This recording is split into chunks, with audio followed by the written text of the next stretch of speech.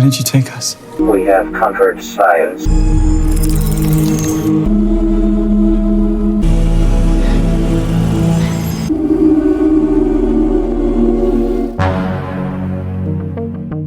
Seorang ilmuwan muda di NASA sedang menjalani terapi dengan merekam video harian. Saat melakukan pendakian di hutan, ia mengalami peristiwa aneh, melihat piring terbang dan bertemu dengan makhluk asing atau alien. 3 hari kemudian, ia terbangun di dekat sungai tanpa ingatan tentang apa yang terjadi sebelumnya, namun menemukan bahwa lengannya menunjukkan tanda-tanda medis yang tidak biasa. Seperti apa kisahnya? Tonton terus video ini. Sebelum lanjut, dukung channel ini dengan subscribe dan aktifkan lonceng notifikasi. Dan inilah rekap film yang berjudul Proximity.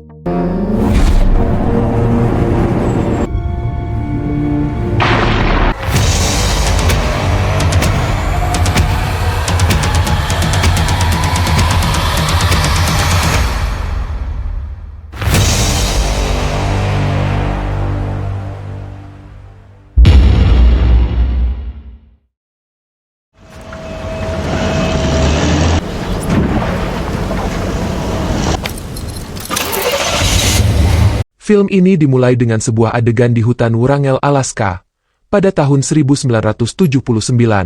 Setelah menyelesaikan sebuah pekerjaan, 2 penebang pohon memberikan sinyal ke markas mereka saat mereka hendak pulang. Dalam perjalanan, salah satu truk tiba-tiba terangkat dan dibanting ke tanah oleh sosok seperti piring terbang. Pangkalan tersebut kehilangan koneksi dengan kedua truk. Setelah itu, salah satu penebang kayu yang selamat menjadi ketakutan dan berlari ke hutan untuk melarikan diri, tetapi segera diculik oleh alien.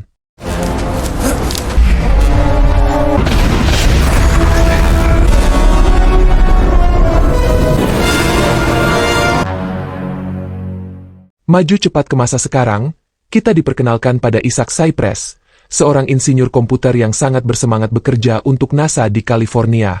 Ketika Isaac tiba di tempat kerja, rekannya, Beck, memberitahunya bahwa mereka terus mendapat sinyal dari Kanada, meskipun tidak ada satelit yang terhubung ke sana. Malam itu, saat dia sedang mengunci diri di kantornya dan bekerja, dia menerima sinyal yang tidak diketahui asalnya dan mengira itu hanya gangguan belaka. Keesokan harinya, Isaac datang menemui psikoterapisnya dan kemudian menerima saran untuk membuat video diari sebagai metode penyembuhan diri dan menjernihkan pikirannya. Keesokannya saat ia mulai membuat video diari, ia sepertinya melihat keberadaan dimensi-dimensi yang berbeda. Di hari yang sama, sebuah meteor yang terbakar memasuki atmosfer bumi dengan cepat menarik perhatian semua orang di daerah tersebut. Saat mendaki gunung dengan kameranya, Isaac juga menyaksikan kejadian tersebut dan memutuskan untuk merekamnya.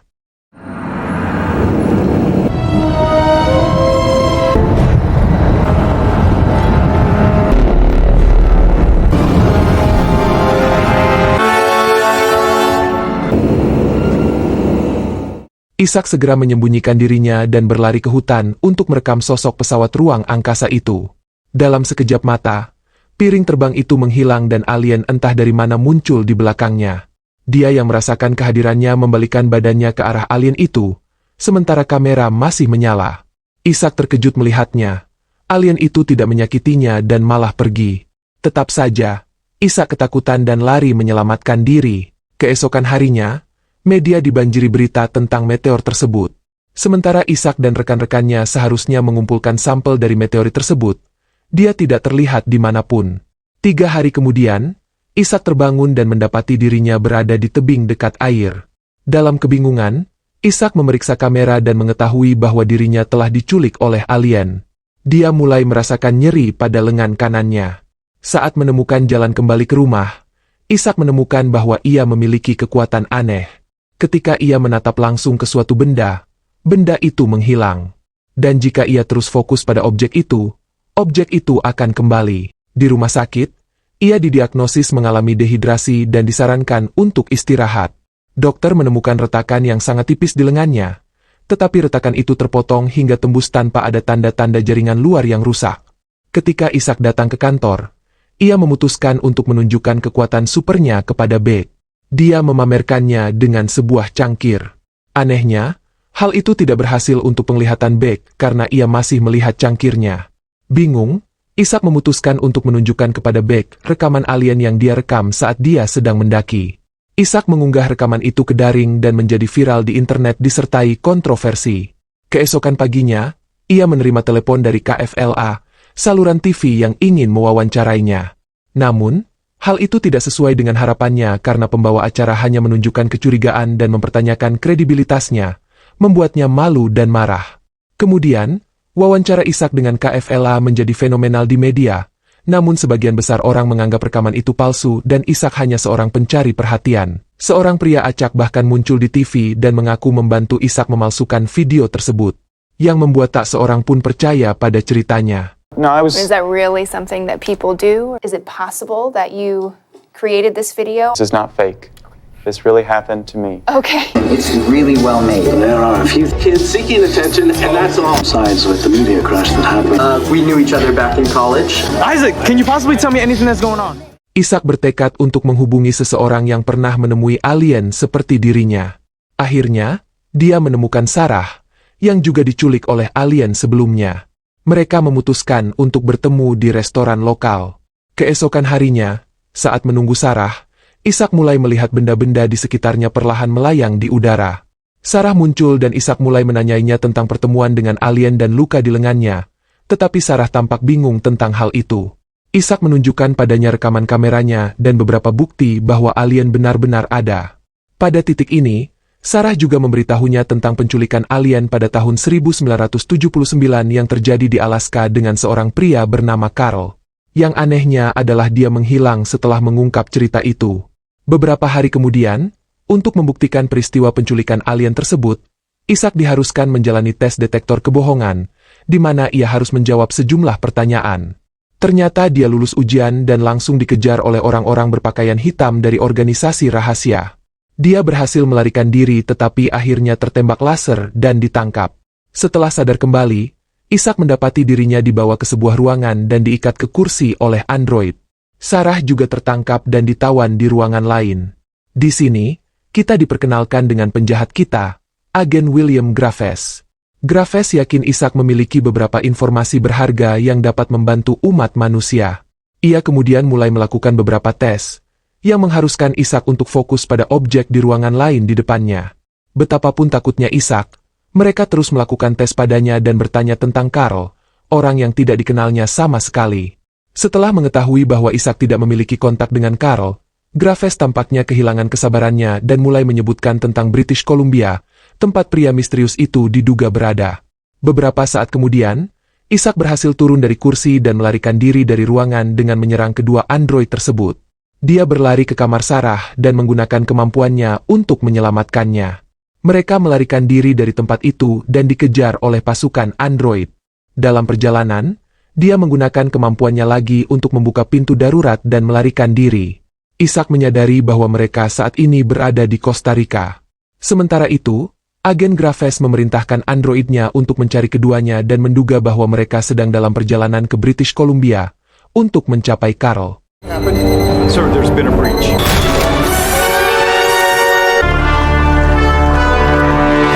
I suspect they're on their way to British Columbia. We find them. We find Carl. Kembali ke Ishak dan Sarah. Setelah meninggalkan hutan, mereka memutuskan untuk mencari Carl. Meskipun keduanya tidak tahu apa-apa tentangnya, dialah satu-satunya harapan yang mereka miliki saat ini. Namun, tidak ada cara untuk mencari informasi Carl di daerah terpencil di Costa Rica. Tak lama kemudian, mereka mencari bantuan dari seorang gadis lokal, yang menyarankan agar mereka mencari seorang peretas bernama Z. Saat mereka mencapai kabin Z yang jauh di dalam hutan, teman-teman tersebut mengetahui bahwa yang mengejar mereka berasal dari ISRP, program penelitian luar angkasa internasional yang dijalankan oleh Badan Perserikatan Bangsa-Bangsa. Z setuju untuk membantu keduanya mencari informasi Carl, karena dia memiliki koneksi yang tidak dapat dilacak yang terbentuk di tempatnya. Di rumah pohon cantik milik Z, Sarah mulai bercerita kepada Ishak tentang pengalaman penculikannya oleh alien. Keduanya terbuka dan memiliki banyak kesamaan ketika setiap orang mengira mereka mengarang cerita mereka sendiri. Sementara itu, Z mencari informasi tentang Carl tetapi tidak ada informasi mengenai lokasinya. Ishak tahu Carl berada di suatu tempat dekat British Columbia, karena dia mendengar Graves menyebutkannya sebelumnya. Dia tiba-tiba teringat tentang sinyal tak dikenal yang dia dan Beck terus terima dari Kanada. Mereka mengoordinasikan sinyal dengan GPS dan akhirnya dapat menemukan Carl. Ternyata Carl sebenarnya berada di tempat terpencil dekat British Columbia. Mereka mencoba mengatur obrolan video dengannya. Carl menerima panggilan dari Z, tetapi segera menutup telepon saat Isaac mulai berbicara. Isaac mencoba menghubunginya kembali dan kali ini ia berhasil menarik perhatian Carl dengan menceritakan kisah penculikannya. Ia juga memberitahu Carl bahwa ia telah menerima sinyal dari sumber tidak diketahui yang menurutnya merupakan kesalahan. Carl meminta Isaac untuk mengirimkan sinyal kepadanya. Setelah sinyal didekripsi, terungkap bahwa alien itu akan datang ke tempat Carl 5 hari kemudian. Isaac menyadari bahwa dia harus berada di sana untuk menyingkirkan masalahnya, sementara Sarah berpikir terlalu berbahaya untuk pergi. Akhirnya, Isaac membujuk Sarah untuk pergi ke lokasi tersebut, karena itulah satu-satunya solusi. Z juga memutuskan untuk bergabung dengan duo tersebut. 3 dari mereka berhasil naik pesawat capung menuju British Columbia sementara para agen menggunakan pelacak mereka untuk mengejar. Hang on to your seatbelts! Next stop, BC!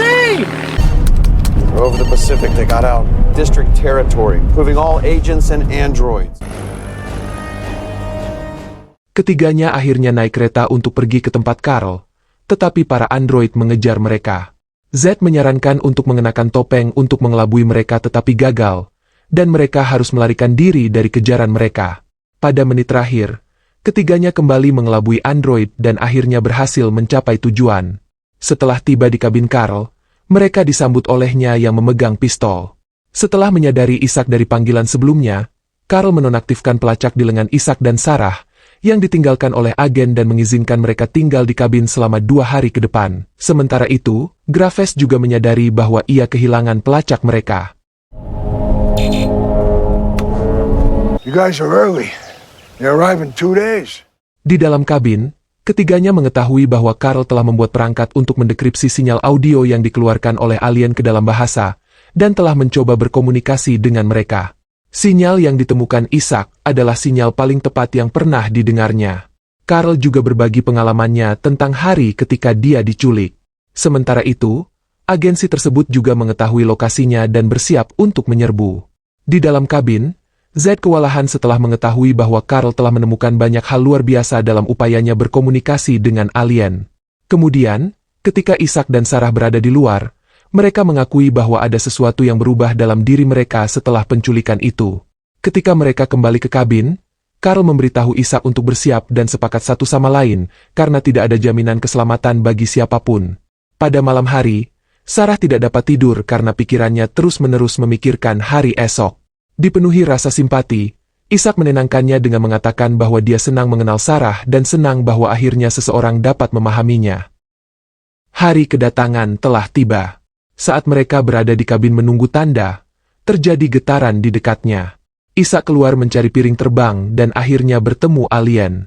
Isaac memandu alien itu ke kabin Carl dan menggunakan mesin dekripsi untuk berbicara dengannya. Alien tersebut mengungkapkan bahwa mereka telah menaklukkan dunia kedokteran, sains, teknologi, dan dunia fisik. Sekarang mereka mencari sesuatu yang lebih besar di luar pemahaman mereka, asal-usul alam semesta, keberadaan terbesar yang dapat dibayangkan. Mereka juga ingin mengetahui siapakah Yesus Kristus karena mereka percaya bahwa dialah mata rantai asal segala sesuatu. What the Who is this?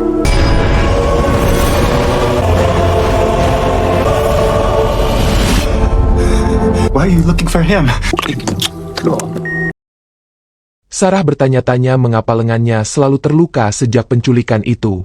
Alien itu menggunakan gelang canggih yang melilit lengannya dan mengungkapkan bahwa ada alat pelacak yang ditanamkan di lengannya untuk mencatat catatan mereka. Saat ini, polisi ISRP sedang dalam perjalanan menuju kabin. Saat Isaac sedang berusaha agar pelacaknya dicabut oleh alien, ia diberitahu bahwa mustahil baginya untuk mencari bukti di dunia di mana melihat berarti percaya. Para alien juga menambahkan bahwa mereka jadi mengerti bahwa percaya berarti melihat. Pada titik ini, polisi ISRP yang dipimpin oleh agen Graves telah tiba dan segera mengepung tempat itu. Carl, I need you to come out front, please. Graves meminta Carl keluar dari kabin. Dia mengancam akan membunuh mereka semua kecuali Carl menjawab tentang kematian ayahnya, Ronald Graves, salah satu penebang kayu yang bekerja dengan Carl pada hari dia diculik. Namun, Carl melangkah keluar sambil memegang pistol dan menyatakan bahwa dia tidak tahu apa yang terjadi pada Ronald. Tidak peduli bagaimana Carl mencoba menjelaskan, Graves tetap memerintahkan untuk menembak orang tua itu. Sarah segera berlari keluar untuk memeriksa Carl tetapi juga tertembak. Di dalam kabin, Isaac masih melepas pelacaknya. Isaac dan Zed bersiap untuk melarikan diri. Sebelum melangkah ke dimensi lain, alien tersebut mengingatkan Isaac untuk fokus pada keyakinan yang akan melepaskan kemampuannya. Tepat pada waktunya, ketika polisi mulai menembak, Isaac berhasil membawa tubuh Sarah dan Carl ke dimensi lain dan menyelamatkan Zed dengan membawanya ke sana juga.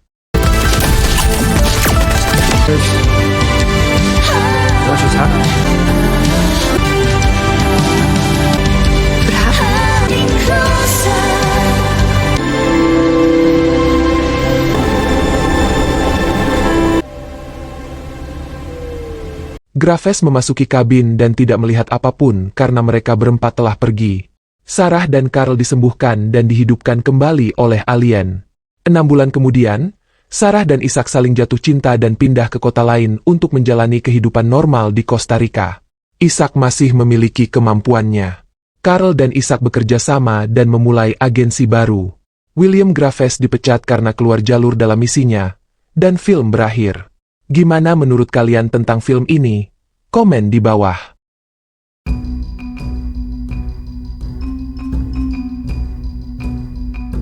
Terima kasih yang sudah nonton video ini. Pilih tanda like bila suka video ini dan pastinya klik tombol subscribe channel ini, agar gak ketinggalan video-video terbaru di channel ini. Semoga terhibur dan sampai jumpa di video-video lainnya.